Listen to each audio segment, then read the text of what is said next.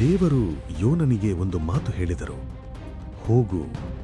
ಆದರೆ ಯೋನ ವಿರುದ್ಧ ದಿಕ್ಕಿಗೆ ಓಡಿದ. ಅವನು ದೇವರ ಧ್ವನಿ ಕೇಳಿಲ್ಲ ಅಂತಲ್ಲ, ಅವನು ಅದನ್ನು ತುಂಬ ಸ್ಪಷ್ಟವಾಗಿ ಕೇಳಿದ್ದ.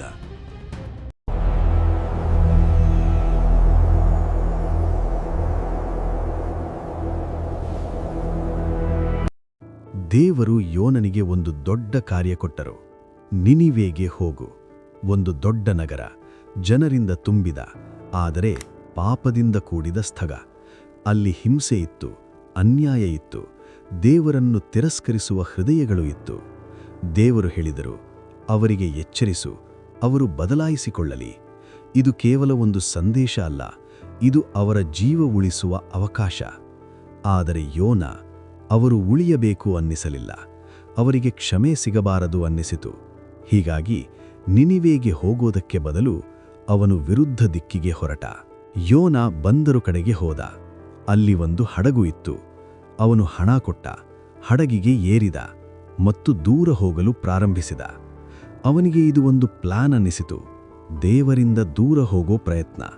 ಸ್ವಲ್ಪ ಹೊತ್ತು ಎಲ್ಲವೂ ಚೆನ್ನಾಗಿತ್ತು. ಸಮುದ್ರ ಶಾಂತವಾಗಿತ್ತು, ಗಾಳಿ ಮೃದುವಾಗಿತ್ತು, ಹಡಗು ನಿಧಾನವಾಗಿ ಸಾಗುತ್ತಿತ್ತು. ಬಹುಶಃ ಅವನ ಮನಸ್ಸಿನಲ್ಲಿ ನಾನು ತಪ್ಪಿಸಿಕೊಂಡೆ ಅನ್ನಿಸಿರಬಹುದು. ಆದರೆ ಅಕಸ್ಮಾತ್ ಆಕಾಶ ಕತ್ತಲಾಯಿತು. ಗಾಳಿ ಬಲವಾಗಿ ಬೀಸಿತು, ಅಲೆಗಳು ಭೀಕರವಾಗಿ ಎದ್ದವು. ಇದು ಸಾಮಾನ್ಯ ಬಿರುಗಾಳಿಯಲ್ಲ, ಇದು ದೇವರ ಹಸ್ತಕ್ಷೇಪ. ಹಡಗಿನಲ್ಲಿದ್ದವರು ಭಯದಿಂದ ನಡುಗಿದರು. ಅವರು ಕೂಗಿದರು, ಓಡಿದರು, ತಮ್ಮ ತಮ್ಮ ದೇವರನ್ನು ಕರೆದರು, ಸರಕುಗಳನ್ನು ಸಮುದ್ರಕ್ಕೆ ಎಸೆದರು. ಆದರೆ ಯೋನ ಕೆಳಗಡೆ ನಿದ್ರಿಸುತ್ತಿದ್ದ. ಹಡಗಿನ ನಾಯಕ ಅವನನ್ನು ಕಂಡು, ನೀನು ಹೇಗೆ ನಿದ್ರಿಸುತ್ತೀಯಾ ಅಂತ ಕೇಳಿದ. ಅವನನ್ನು ಎಬ್ಬಿಸಿದರು. ನೀನು ಯಾರು? ಇದು ಯಾಕೆ ನಡೆಯುತ್ತಿದೆ? ಅವರು ಚೀಟಿ ಹಾಕಿದರು ಮತ್ತು ಅದು ಯೋನನ ಮೇಲೆ ಬಂತು. ಎಲ್ಲರೂ ಅವನ ಕಡೆ ನೋಡಿದರು. ಆಗ ಯೋನ ಹೇಳಿದರು, ನಾನು ಸ್ವರ್ಗದ ದೇವರನ್ನು ಸೇವಿಸುತ್ತೇನೆ, ಸಮುದ್ರವನ್ನು, ಭೂಮಿಯನ್ನು ಸೃಷ್ಟಿಸಿದ ದೇವರನ್ನು. ಅವರು ಇನ್ನಷ್ಟು ಭಯಪಟ್ಟರು. ಯೋನ ಒಪ್ಪಿಕೊಂಡ, ಈ ಬಿರುಗಾಳಿ ನನ್ನ ಕಾರಣ, ಇದು ಪ್ರಕೃತಿಯಲ್ಲ, ಇದು ದೇವರು. ಯೋನ ಹೇಳಿದರು, ನನ್ನನ್ನು ಸಮುದ್ರಕ್ಕೆ ಎಸೆದುಬಿಡಿ, ಅದರಿಂದ ಇದು ನಿಲ್ಲುತ್ತದೆ. ಮೊದಲು ಅವರು ಒಪ್ಪಲಿಲ್ಲ. ಅವರು ಪ್ರಯತ್ನಿಸಿದರು ಹಡಗನ್ನು ಉಳಿಸೋಕೆ, ಆದರೆ ಏನೂ ಕೆಲಸ ಆಗಲಿಲ್ಲ. ಕೊನೆಗೆ ಅವರು ಯೋನನನ್ನು ಎತ್ತಿ ಸಮುದ್ರಕ್ಕೆ ಎಸೆದರು. ಅವನು ನೀರಿಗೆ ಬಿದ್ದ ಕ್ಷಣ ಗಾಳಿ ನಿಂತಿತು, ಅಲೆಗಳು ಮೌನವಾದವು. ಮೇಲೆ ಶಾಂತಿ, ಆದರೆ ಕೆಳಗೆ ಯೋನ ಮುಳುಗುತ್ತಿದ್ದ. ಕತ್ತಲಿಗೆ, ಆಳಕ್ಕೆ, ಒಬ್ಬನೇ. ಓಡಲು ಜಾಗವಿಲ್ಲ, ಹಿಂತಿರುಗಲು ಅವಕಾಶವಿಲ್ಲ. ಅವನ ಜೀವನದ ಕಠಿಣ ಕ್ಷಣ. ಆ ಸಮಯದಲ್ಲಿ ಆಳದ ಕತ್ತಲಿಯಿಂದ ಒಂದು ಮಹಾ ಮೀನು ಬಂತು. ಇದು ಯಾದೃಚ್ಛಿಕ ಅಲ್ಲ, ಇದು ದೇವರ ಯೋಜನೆ. ಮತ್ತು ಯೋನ ಜೀವಂತವಾಗಿಯೇ ನುಂಗಲ್ಪಟ್ಟ. ಮೊದಲ ದಿನ ಭಯ. ಅವನು ಅರ್ಥ ಮಾಡಿಕೊಳ್ಳಲು ಪ್ರಯತ್ನಿಸಿದ, ಇದು ಏನು ಅಂತ. ಎರಡನೇ ದಿನ ದೌರ್ಬಲ್ಯ. ಅವನ ಶಕ್ತಿ ಹೋಯಿತು, ಅವನ ಹೃದಯ ಒಡೆಯಲು ಪ್ರಾರಂಭವಾಯಿತು. ಮೂರನೇ ದಿನ ನಿಶ್ಶಬ್ದ. ಯೋನ ಇನ್ನೂ ಓಡಲಿಲ್ಲ. ಅವನು ನಿಂತು ದೇವರನ್ನು ನೋಡಲು ಆರಂಭಿಸಿದ. ಆ ಕತ್ತಲಿಯಲ್ಲಿ ಯೋನ ಪ್ರಾರ್ಥಿಸಿದ, ದೇವರೇ. ಅವನಿಗೆ ತಿಳಿಯಿತು, ಅವನು ಓಡಿದ ದೇವರೇ ಅವನನ್ನು ಉಳಿಸುತ್ತಿದ್ದಾನೆ. ಅವನಿಗೆ ತಿಳಿಯಿತು, ಇದು ಅಂತ್ಯ ಅಲ್ಲ, ಇದು ಒಂದು ಅವಕಾಶ.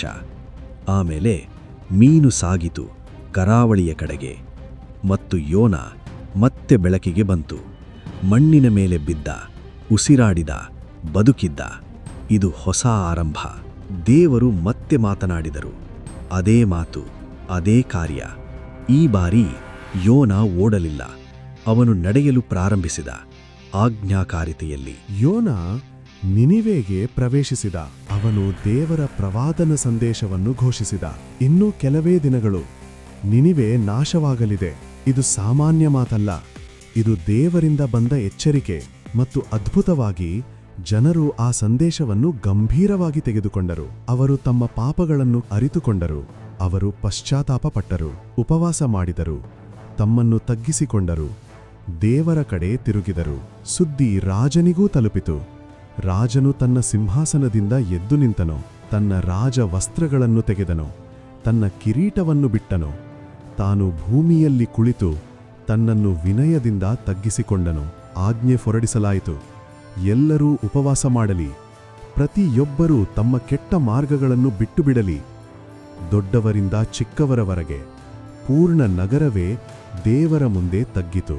ದೇವರು ಅವರ ಹೃದಯಗಳನ್ನು ಕಂಡರು, ಅವರ ನಿಜವಾದ ಪಶ್ಚಾತ್ತಾಪವನ್ನು ಗಮನಿಸಿದರು ಮತ್ತು ಅವರು ತೀರ್ಪನ್ನು ತಡೆದರು. ನಾಶವನ್ನು ತರಲಿಲ್ಲ, ಆದರೆ ತಮ್ಮ ಕರುಣೆಯನ್ನು ತೋರಿಸಿದರು. ಆದರೆ ಯೋನ ಸಂತೋಷವಾಗಿರಲಿಲ್ಲ.